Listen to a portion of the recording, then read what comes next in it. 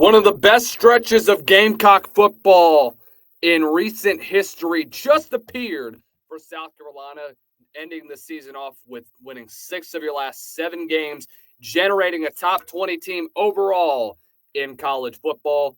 Can the same be said today?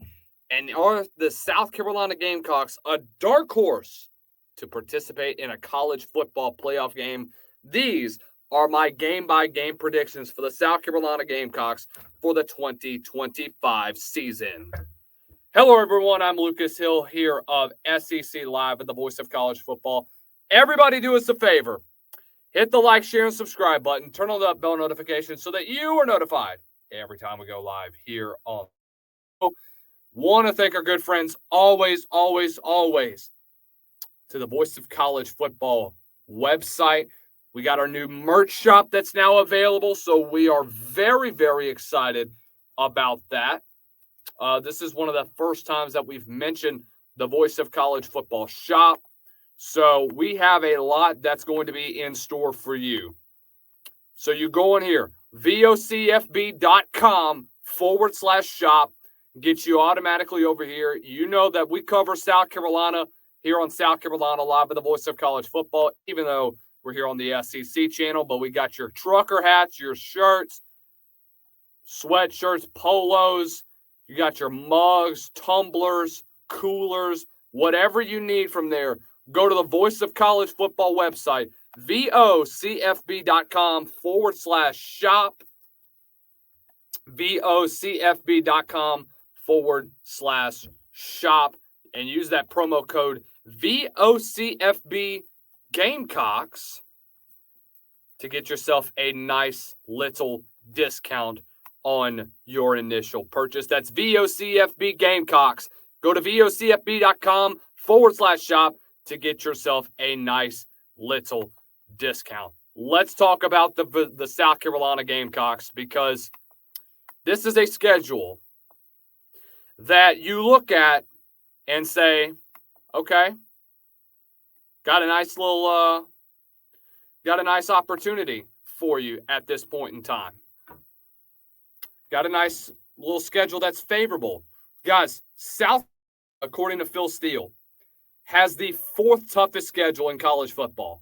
And I would pretty much agree with him. You start off the year playing Virginia Tech at a neutral site field. But guys, let's just be honest. You should easily, the line is 7.5. You should easily beat this team by 14. But knowing how South Carolina has started in season openers, dating all the way back to 2022 in Shane's second year, it hasn't always been that way. Guys, you go back to 22, when you go into the locker room only up 12-7 and you were down by 2 at one point to Georgia State. And then you finally cap it off in the second half and you generate a lot of momentum. 23, you get your ass beat by North Carolina. 24, you get into a dogfight with Old Dominion. You can't start off like that. And look, everybody can say, well, that was when it's the first game of the season and all this and it was different coordinators back then. Guys, it doesn't matter. History carries itself. This year, you have to come out guns a-blazing. No punches are going to be held back. Lenore Sellers has to go out and punch this Virginia Tech defense in the mouth. This offensive line has to generate momentum early on. I think they do, and I think they punch them early and often. I think that this is at least a 3-possession win for the South Carolina Gamecocks. Going back home to South Carolina State to go play the Bulldogs, I think this is another tune-up game. We're going to see quarterback 2 and who's going to be the guy in the backfield, whether it be Luke Doty or whether it be Aaron Nolan that's going to take the backup role for this year. Vanderbilt comes to town. This, in my opinion, is going to be interesting. I do think that overall, your defense is going to be very dominant once again. Doesn't surprise me that they'll be able to stack the box against Diego Pavia and punch him right in the mouth. You did a great job of that last year, establishing the line of scrimmage, not forcing anything to get outside of you, and not forcing Diego Pavia to get outside of that offense, or that defense. I think the same thing goes for this year. Another depleted offensive line for Vanderbilt. We'll see what happens there, but give me South Carolina to win this one to start off 3-0. Going to Farouk Field to play Missouri again. This is a much more aggressive DB room that is going to bully this Missouri wide receiver group that only has Kevin Coleman to throw the football to. Gone is Luther Burden and Theo Weiss. Gone is Brady Cook. You don't have an answer at quarterback. If you can't find one by your first game, and if you're going into South Carolina, still running that 2-quarterback system, you're going to be in a bind because you can't find a guy. You're going to lose this one. I have South Carolina 4-0 at the end of the day. I have you 5-0 after Kentucky because Kentucky's offense is just not that good and their defense lost a lot. You get the bye. Revenge time. Well, this time you got to go to Baton Rouge. Can you steal one there? I don't know. It's a tight ball game, and I think it goes that way from start to finish. But I think at the end of the day, LSU's offense is just way too talented. They are much, much, much better on the offensive side of the ball. Lenore Sellers is going to the football game for a very long time. But I just don't see a scenario where they come out with a win. They'll be 5-1 after that one. Oklahoma at home, going to be another type battle. Some have them losing to Oklahoma. I disagree. I have South Carolina beating Oklahoma. You get to 6-1 with homecoming time for Alabama. Can you finally get over that hump? I think, guess what? Ding, ding, ding. Biggest upset so far this week. I have South Carolina knocking out Alabama at Willie B. Is going to have the game of his life. As long as this is almost going to be like Texas A&M, except it's not going to be a 44-20 blowout. It's going to be a tight ball game from start to finish. I think, though, the final team that has the ball is going to win this football game. I think it's Missouri, or not Missouri. I think it's South Carolina.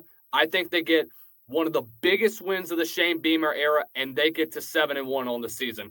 Going to Ole Miss, this could be a back-and-forth ball game, guys. It really could be. But in my opinion, I think that at the end of the day, going on the road in Vaught-Hemingway, this is a rough stretch that you have. These 5 games really, could basically make or break your season. But I think at the end of the day, South Carolina does end up getting a win, and I think they go into the off week getting ready for Texas A&M. A&M, you're 8-1 right now. Can you get over, or not 8? Yeah, you are 8-1. So can you get over that hump? I don't know if you do it at Kyle Field, but you do lose that game, in my opinion. You're 8-2. You'll be 9-2 after South Coastal Carolina. Going to play your rival at Willie B. Again, this is going to be another tight battle, but I think overall, Clemson just has the better roster. And I know that's saying something about your rival. That's saying a lot about what this team could be. But I think overall, I just don't know if I can firmly put my trust in South Carolina to get over that Clemson Tigers once again. Back-to-back years. It's been a while since South Carolina's won back-to-back against Clemson. Could they do it again? Could they do it this year? I don't know. I don't really know if they could. So I have South Carolina overall going 9-3 this year. I think they do steal a game on the road, whether it be against Ole Miss, whether it be against Texas A&M. I think one of the two could really define their season. I have them going 9-3. Their over-under right now for wins is 7.5. I think that's easy money if you are a Gamecock fan and if you are a betting fan, that's going to be an opportunity for you to get some money, get some revenue, and get some little bit of change in your pocket so that you can cash in at the end of the year. Let me know what you guys think in the comment section below. Where do you have South Carolina this year? Are they a 9-3 team? Could they be a college football playoff team? Give me your thoughts. Give me your opinions. Thank you guys once again for tuning in to SEC Live here at the Voice of College Football. And as always, Follow me on the socials at Lucas Hill SEC. Follow the Voice of College Football at TAGVOCFB. And until next time, ladies and gentlemen, stay blessed. Don't stress. Y'all have a great rest of the week.